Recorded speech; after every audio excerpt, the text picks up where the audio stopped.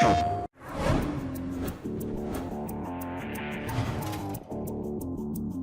many, the PlayStation brand has been about pushing the boundaries of play, but the name represents more than just its family of consoles. It represents a fundamental change in the way that we think of games.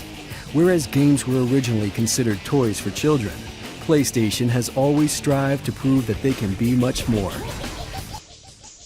A great example of this shift in the definition of games came in the early 90s, when Sony Computer Entertainment set out to build a new kind of racing game, one that could appeal to an older group of consumers.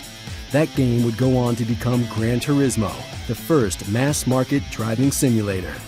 Armed with a staggering list of 140 licensed cars, 11 real-world tracks, and a simulation driving experience, Gran Turismo would quickly win critical praise and go on to sell 10 million copies. It would also spawn a long-running franchise that would sell over 60 million units worldwide and change the way gamers would think of racing games from an arcade experience to a real driving simulator.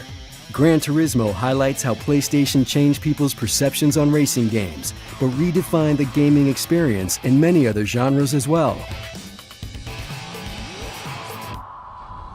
Since the original PlayStation, Sony Computer Entertainment has always supported experimental kinds of gameplay, and with new, radically different games such as Flow, Flower, Eco, Shadow of the Colossus, The Unfinished Swan, Journey, Wonderbook, and Little Big Planet, PlayStation is exposing gamers to unique artistic experiences.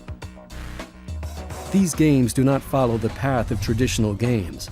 There are no clear enemies, no guns, their graphics do not necessarily revolve around realism, and their messages are not as simple as those of other games.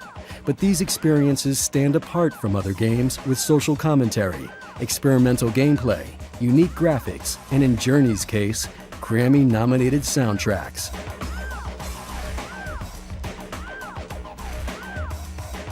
PlayStation, more than any other platform, is striving to change how we experience games and continues to push the boundaries of play.